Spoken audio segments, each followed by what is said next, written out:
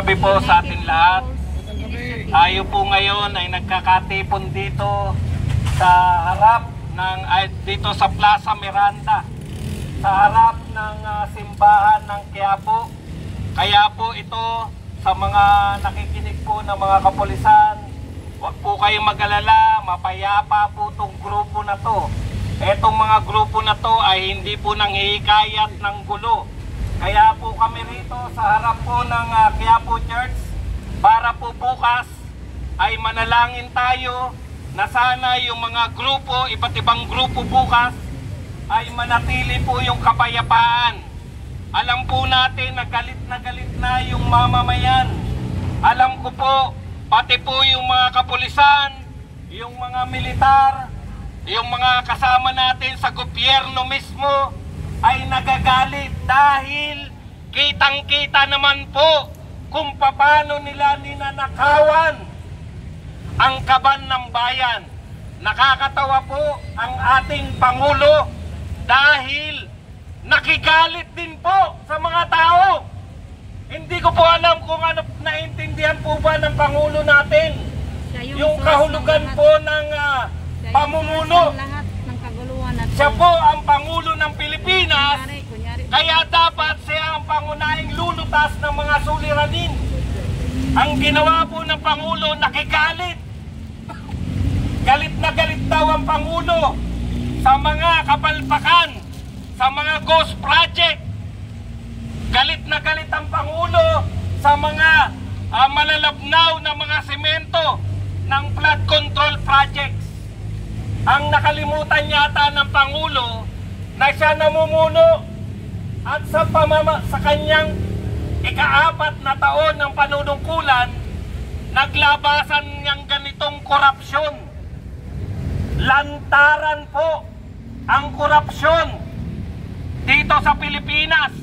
Halos lahat ng matataas ng tao ay kanya-kanyang kurakot.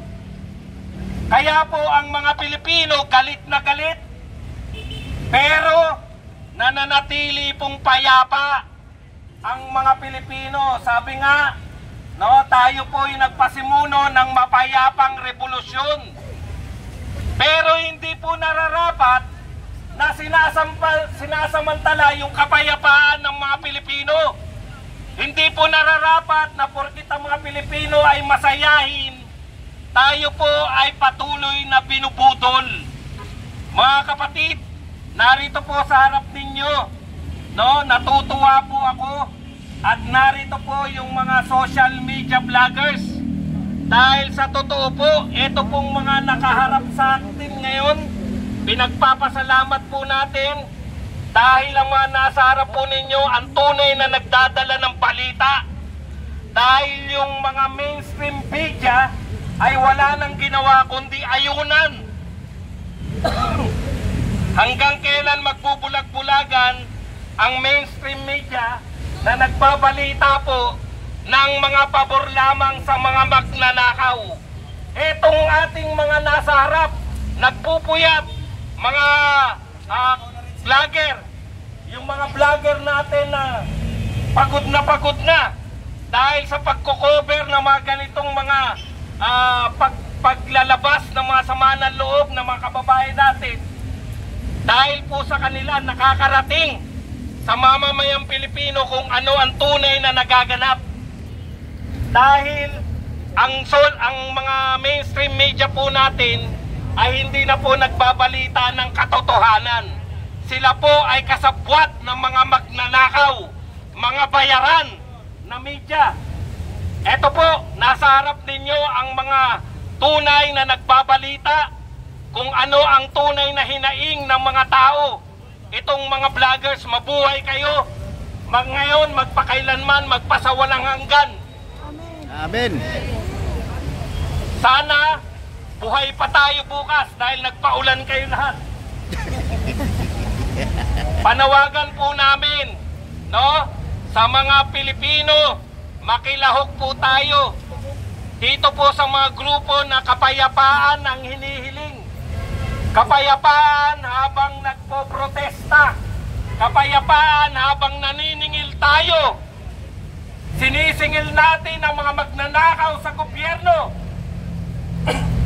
Saan ka nakakita ng gobyerno na ang mga ghost project ay talagang wala na po, pirma na lang, kumukubra na lang. Ang mga tao sa gobyerno wala na pong napapatayo. Lalong lumalala yung baha natin. Maraming salamat po, yun lang. Thank you very much. Tuloy-tuloy lang ang laban.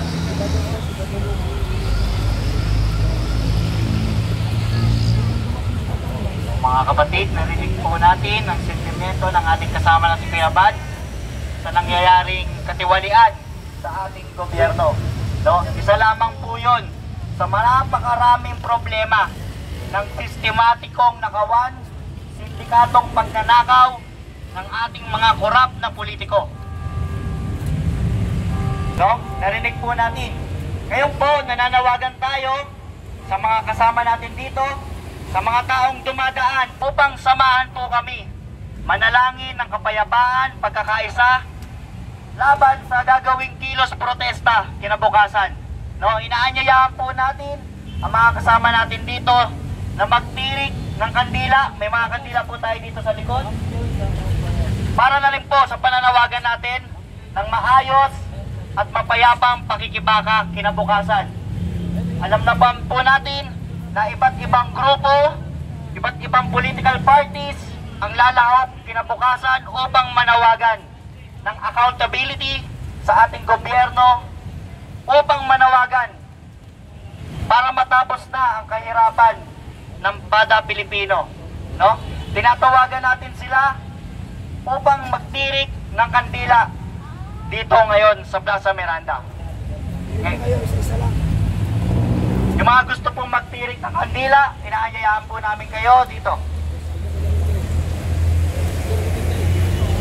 Ngayon po, habang nagtitirik sila ng kandila, tuloy-tuloy pa rin po ang programa natin dito upang manawagan under ng United People's Initiative, mga kapatid. No? Upang tayo ay magsama-sama sa gagawing kilos protesta, walang halong kulay, isang tabi natin ang politika. Kung sino man ang inyong iniidolong politiko, isang tabi po na muna natin. Sama-sama po tayong lumaban gamit ang iisang kulay. Ang kulay ng kada Pilipino. Kulay kayumanggi, mga kapatid. Ngayon po, tinatawagan natin ang susunod na magpapahayag ng sentimiento sa gobyerno at mananawagan ng kapayapaan kinabukasan. Si kapatid na kababayan Pairaj. Magandang gabi po sa atin lahat. Isang mapagpalang gabi sa atin lahat, mga kababayan. Una sa lahat, nagpapasalamat po tayo sa ating Panginoong may kapal. Dahil kahit umuulan, ay binigyan po tayo ng pagkakataon na tayo po ay magtipon-tipon upang ipahayag, upang ibarating sa ating mga kababayan ang tunay na nangyayari sa ating bansa. Hindi po natin dapat gawing normal ang tunay na nangyayari sa ating bansa. Hindi po natin dapat araw-arawin na tanggapin ang mga nangyayaring korupsyon sa ating bansa. Hindi na po katanggap-tanggap ang ginagawa ng gobyerno na pinamumunuan ng isang Bongbong Marcos. Kailangan na po nating lumabas, kailangan po nating magsalita, kailangan po nating manindigan, kailangan po nating mga Pilipino na magkaisa sa panahong ito. Dahil kung hindi po tayo magkakaisa, hindi po tayo magtatagumpay. Kailangan nating labanan itong matinding korupsyon sa ating bansa. Kailangan po natin na magtulungan, sapagkat kung isa, dalawa o 10 tao lamang ang magsasalita sa tunay na korupsyon at nangyayari sa ating bansa, hindi po tayo magtatagumpay. Sa panahong ito, hindi natin kailangan na hindi natin kailangan ang kahit anong kulay politika. Ang kailangan lang po natin ay kulay kayumanggi. Kagaya na nakasulat dito sa malaking tarpaulin, labanan ng korupsyon, panagutin ang mga salarin. At yan po yung kailangang mangyari ngayon, mga kababayan po natin. Dahil hanggat tayo ay patuloy na nananahimik, hanggat tayo ay patuloy na hindi magsasalita, at tayong mga Pilipino kung hindi magkakaisa, patuloy po tayo gagaguhin ng isang gobyerno na hindi iniisip ang kapakanan ng natin ngayon ay kapakanan ng susunod na henerasyon. Kaya ako po ay gusto ko ring ibariting ang panawagan para sa mga susunod na henerasyon, sa mga kabataan, sa mga nakikinig ngayon. Kailangan po nating magkaisa.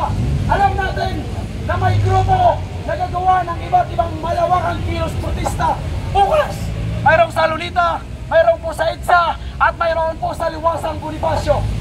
Kahit ano man po ang inyong gustong samahan, kahit kanino man po kayo makikiisa, ang panawagan po natin ay isang mapayapang kilos protesta. Kagaya po ng ating pagsasama ngayong gabi, gusto natin na magkaroon ng kapayapaan ng ating bansa. Ngunit kung palagi na lang at tuwing umuulan tayo po ay nangangamba na baka malulubog naman po tayo sa isang matinding baha, paano tayo magtatagumpay? Paano tayo aangat? Paano po mag-aasenso ang bayan natin kung tayo po ay patuloy na ninanakawan na nasa gobyerno sa pamamagitan ng lahat ng mga proyekto na kanilang pinapagawa? Na dapat ito ay masaayos, kagaya ng mga flood control, hindi po barya lang ang pinag-uusapan dito. Milyon, bilyon, trilyon na po ang pinag-uusapan dito, mga kababayan. Kaya hindi pwede na manahimik po tayo tuwing lumulubog sa baha ang ating inang bayan, tuwing lumulubog sa baha ang iba't ibang bayan, hindi lang po sa Luzon, Visayas at Mindanao. Lahat po tayo ay apektado. Unang-unang apektado po ang ating ekonomiya.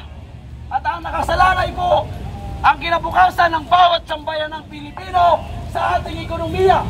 Ang edukasyon po natin, yung mga kabataan na gustong makapag-aral, ngunit hindi sila makapasok sa eskwelahan dahil po sa baha na dulot ng talamak na korupsyon. At ang korupsyon ang patuloy na pumabatay sa sambayan ng Pilipino. Papayag po ba tayo na patuloy po tayo na mamamatay sa kahirapan, baha, dahil sa kagagawan lamang ng ilang magnanakaw na politiko? Dapat sila managot. Dapat po tayo magsalita. Ibalik sa kataang bayan ang kanilang ninakaw. Magtulungan po tayo. Isa lang yung ating kulay na pinaglalaban. Kulay kayong manggilang po. Hindi natin kailangan na pumili ng kung anumang kulay. Magkaisa lang tayo. Matatagumpayan natin ito. At makapagpili po tayo, makapagpapo po tayo ng isang matapang na leader, kayang manindigan, kayang ilaban ng bawat Pilipino, hindi lang po sa ating bansa, kundi sa ating soberenya. Kaya ang panawagan ko sa lahat, sa nakikinig, sa social media man, o nandito sa ating harapan, magkaisa na po tayo. Panatilihin po natin ang mapayapang kilos protesta. Dahil hindi kailangan ng karahasan, kailangan lang po ng taong bayan ay ang tunay na pagkakaisa para matagumpayan po natin ang labang ito. Kaya sana magkaisa na po tayo, sabay-sabay po tayo bukas na dumalo sa mga malawakang kilos protesta upang ipahayag at lumaban sa korupsyon na nangyayari sa ating bansa. Maraming salamat. Binatang binata.